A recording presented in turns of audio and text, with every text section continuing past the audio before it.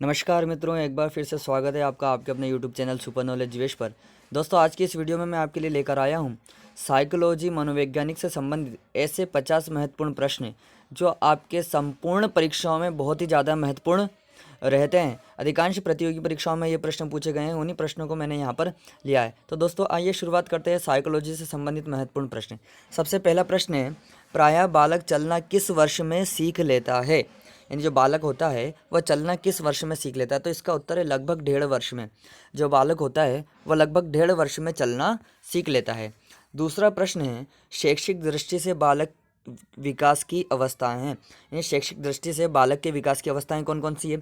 तो सबसे पहले किशोर अवस्था, बाल्यावस्था और शैशवावस्था। ये शैक्षिक दृष्टि से बालक की विकास की अवस्थाएं हैं। बालक में सर्वप्रथम भय, क्रोध तथा प्रेम के संवेग विकसित होते हैं। कथन है, ये किसका कथन है कि बालक में सबसे पहले भय, क्रोध तथा प्रेम के संवेग विकसित होते हैं? ये कथन है वॉटसन का। किसका है? वॉटसन का। इनका कहना है कि बालक में सबसे पहले भय, क्रोध और प्रेम के संवेग उत्पन्न होते हैं। चौथा प्रश्न है, प्रथम बाल निर्देशन केंद्र किसके द्वारा खोला गया? प्रथम बाल निर्देशन केंद्र विलियम हिली के द्वारा। जो प्रथम बाल निर्देशन केंद्र है वो विलियम हिली के द्वारा खोला गया था। पांचवा प्रश्न दोस्तों, किसकी क्रियाशीलता का संबंध मनुष्य की पाचन क्रिया से भी होता है? किसकी क्रियाशीलता का संबंध मनुष्य की पाचन क्रिया से भी होता है? तो अभिवक्र ग्रंथि का। किसका? अभिवक्र ग्रंथि जो है उसकी क्रियाशीलता का संबंध हमारी पाचन क्रिया से भी होता है। छठवां प्रश्न दोस्तों, वातावरण वह बाहरी शक्ति है जो हमें प्रभावित करती है। किसने कहा था कि वातावरण वह बाहरी शक्ति है जो हमें प्रभावित करती है? ये किसने कहा था? ये पिछली बार के रीट एग्जाम में भी पूछा गया था। तो इसका उत्तर रॉस ने। किसने? जो रॉस एक वैज्ञानिक हुए हैं, उन्होंने ये कहा था कि वातावरण वह बाहरी शक्ति है जो हमें प्रभावित करती है। सातवां प्रश्न, बुद्धि परीक्षण निर्माण के जन्मदाता हैं। किसके? बुद्धि परीक्षण निर्माण के जन्मदाता हैं अल्फ्रेड बिने। कौन है? अल्फ्रेड बिने। दोस्तों, हमारी हिंदी शिक्षण वीडियो की वीडियो सीरीज चल रही है, वो आपको हमारे प्लेलिस्ट में मिल जाएगी। यूट्यूब चैनल के प्लेलिस्ट में वो आपको मिल जाएगी। अगला प्रश्न देख लेते हैं, ब्रिजेस के अनुसार उत्तेजना भाग है। ब्रिजेस जो है उनके अनुसार उत्तेजना भाग कौन कौन सा है? संवेगात्मक विकास का। जो उत्तेजना भाग है वो संवेगात्मक विकास का है। तर्क, जिज्ञासा तथा निरीक्षण। क्या प्रश्न है? तर्क, जिज्ञासा तथा निरीक्षण शक्ति का विकास होता है किस आयु में? बालकों में तर्क, जिज्ञासा, निरीक्षण शक्ति का विकास किस आयु में होता है? तो वह है 11 वर्ष की आयु में। किस में होता है? 11 वर्ष की आयु में बच्चों में तर्क, जिज्ञासा तथा निरीक्षण शक्ति का विकास हो जाता है। 10वां प्रश्न है, निम्न में से। क्या प्रश्न है?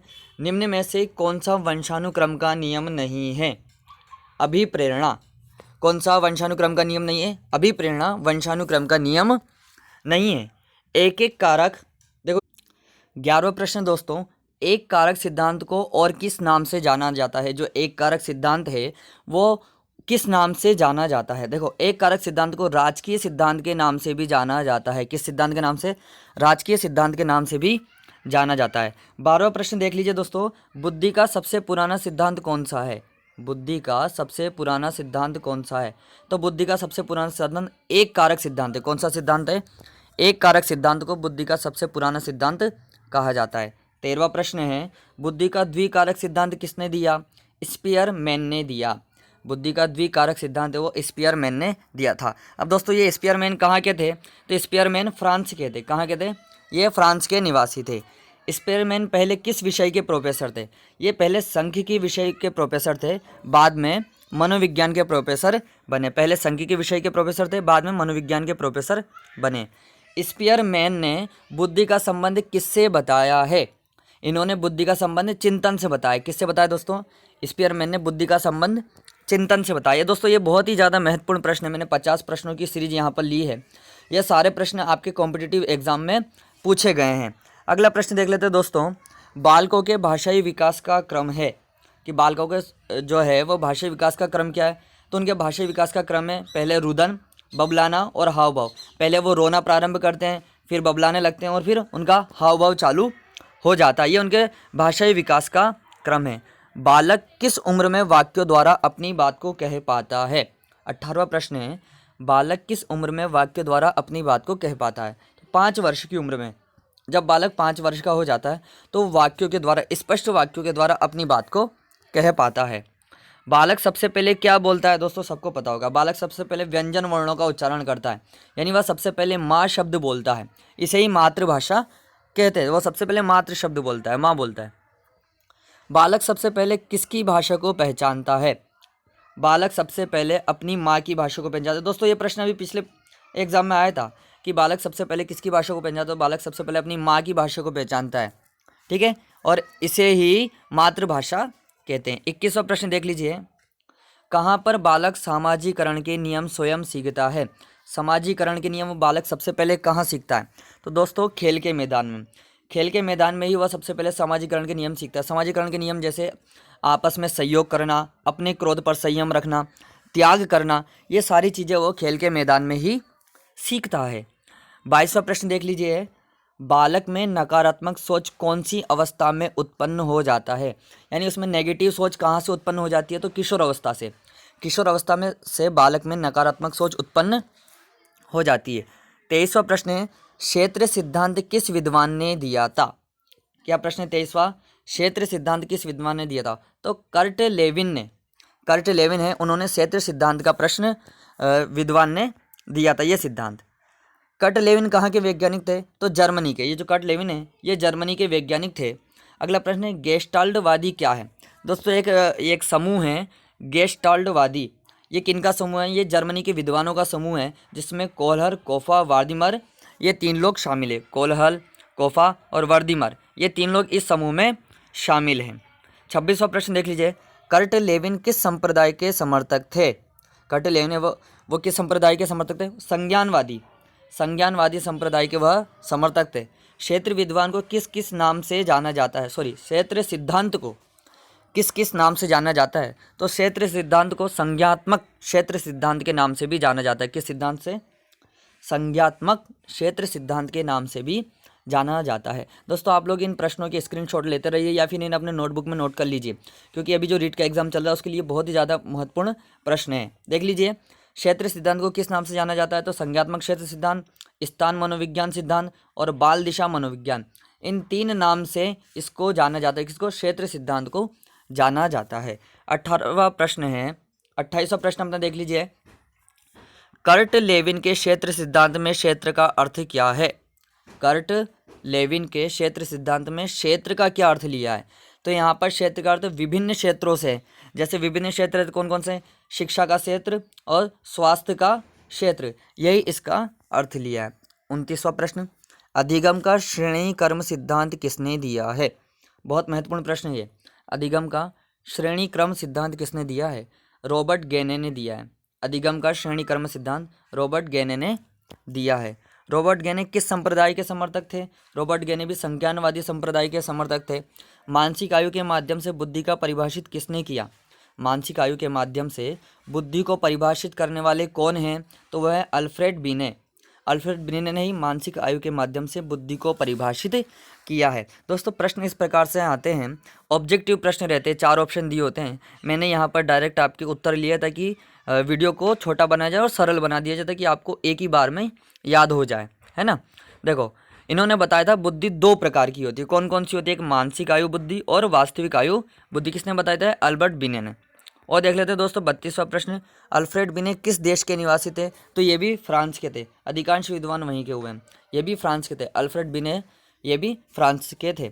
अल्फ्रेड बिने किस विषय के प्रोफेसर थे? तो ये थे मनोवैज्ञानिक के प्रोफेसर। दोस्तों प्रश्न आते हैं ये, अल्फ्रेड बिने किस विषय के प्रोफेसर थे? बुद्धि का एक कारक सिद्धांत किसने दिया? जो अभी एक कारक सिद्धांत की अपनी चर्चा आई थी, तो एक कारक सिद्धांत किसने दिया? तो अल्फ्रेड बिने एवं उनके सहयोगियों ने दिया था।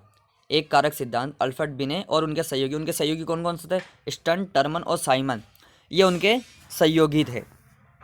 बुद्धि के 2 कारक सिद्धांत किसने दिया? स्पीयरमैन ने। बुद्धि के जो 2 कारक सिद्धांत है वो स्पीयरमैन ने दिया था। बुद्धि के 2 कारक सिद्धांत कौन कौन से हैं? तो बुद्धि के 2 कारक सिद्धांत हैं कारक सिद्धांत और देखो जी कारक सिद्धांत और एस कारक सिद्धांत। ये बुद्धि के 2 कारक सिद्धांत हैं। यहाँ से नाम से स्पष्ट 2 यानी 2 जी और एस, ये कारक सिद्धांत यहाँ पर हैं। 37वां प्रश्न देख लीजिए, बुद्धि का समूह कारक सिद्धांत किसने दिया? यह दिया था थर्स्टन ने। यह बुद्धि का समूह कारक सिद्धांत इन्होंने दिया था। इनके अनुसार बुद्धि के 7 कारक होते हैं। कितने होते हैं? जो थर्स्टन, इनके अनुसार बुद्धि के 7 कारक होते हैं। 38वां प्रश्न है, बुद्धि का बहुकारक सिद्धांत किसने दिया? बुद्धि का बहुकारक, ये बात ध्यान रखो, बहुकारक सिद्धांत किसने दिया? तो थॉर्नडाइक ने बहुकारक सिद्धांत दिया था। बुद्धि का बहुबुद्धि सिद्धांत किसने दिया? दोस्तों ये प्रश्न ये थोड़े से शब्द जरूर कठिन हो सकते हैं, लेकिन ये आपके अधिकांश पेपर में पूछे जाते हैं दोस्तों। बुद्धि का बहुबुद्धि सिद्धांत किसने दिया? तो गार्डनर ने बहुबुद्धि सिद्धांत दिया था। 40वां प्रश्न देख लीजिए, बुद्धि का तरल व ठोस सिद्धांत किसने दिया? बुद्धि का तरल व ठोस सिद्धांत आर.बी. केटल ने दिया था। तरल व ठोस सिद्धांत आर.बी. केटल ने दिया था। लास्ट 41वां प्रश्न, कोहलर किस संप्रदाय के समर्थक थे? कोहलर किस संप्रदाय के समर्थक थे? संज्ञानवादी। किसके? संज्ञानवादी। अधिकांश विद्वान संज्ञानवादी समर्थक ही रहे हैं। चूहे पर अपना प्रयोग किस वैज्ञानिक ने किया था? दोस्तों ये प्रश्न भी आया था। चूहे पर अपना प्रयोग स्किनर ने किया था। स्किनर किस संप्रदाय के समर्थक थे? तो ये थे व्यवहारवादी। किसके? ये व्यवहारवादी समर्थक थे। नए रचनात्मक कार्यों को सीखने पर कौन सा सिद्धांत बल देता है? तो अंतर्दृष्टि का सिद्धांत। कौन सा सिद्धांत है? अंतर्दृष्टि का सिद्धांत नए रचनात्मक कार्यों को सीखने पर बल देता है। अंतर्दृष्टि का सिद्धांत किस वैज्ञानिक ने दिया? तो कोहलर ने अंतर्दृष्टि का सिद्धांत दिया था। मानसिक रूप से मंद बालकों को सीखने पर कौन सा सिद्धांत उपयोगी है? यानी जो मानसिक रूप से मंद बुद्धि वाले बालक हैं उनको सीखने के लिए कौन सा सिद्धांत उपयोगी होता है? तो उनको सीखने के लिए शास्त्रीय अनुबंध सिद्धांत। कौन सा? शास्त्रीय अनुबंध सिद्धांत होता है। ये मंद बुद्धि जो बालक होते हैं, मानसिक रूप से मंद बालक होते हैं, उनको सीखने का सिद्धांत होता है। संज्ञात्मक सिद्धांत किसने दिया? ब्रूनर ने। जो संज्ञानात्मक सिद्धांत है वह ब्रूनर ने दिया था। ब्रूनर किस संप्रदाय के समर्थक थे? संज्ञानवादी। दोस्तों मैंने आपको एक और बार बता देता हूँ, जितने भी मनोवैज्ञानिक प्रोफेसर हुए हैं वो सारे के सारे संप्रदाय किसके समर्थक? संज्ञानवादी संप्रदाय के समर्थक रहे हैं। और देख लेते हैं, कौन सा सिद्धांत जीव विधि के हर क्षेत्र पर बल देता है? कौन सा सिद्धांत जीव विधि के हर क्षेत्र पर बल देता है? क्षेत्रीय सिद्धांत। कौन सा सिद्धांत? क्षेत्रीय सिद्धांत। और देख लेते हैं, गेस्टोल्ट का अर्थ क्या है? इसका अर्थ है संपूर्ण या समग्र। गेस्टोल्ट का अर्थ क्या है? संपूर्ण या समग्र। तो दोस्तों इस प्रकार से यह पेडागोजी से संबंधित कुछ महत्वपूर्ण प्रश्न अपनों ने यहाँ पर जाने। तो दोस्तों इस प्रकार से हमारे ये महत्वपूर्ण प्रश्न रहे हैं। आशा आप लोगों को वीडियो पसंद आई होगी। दोस्तों वीडियो पसंद आई है तो वीडियो को लाइक कर लीजिए, वीडियो को शेयर करिए और चैनल को सब्सक्राइब कर लीजिए ताकि आपको हमारी वीडियो मिलती रहे। थैंक यू दोस्तों।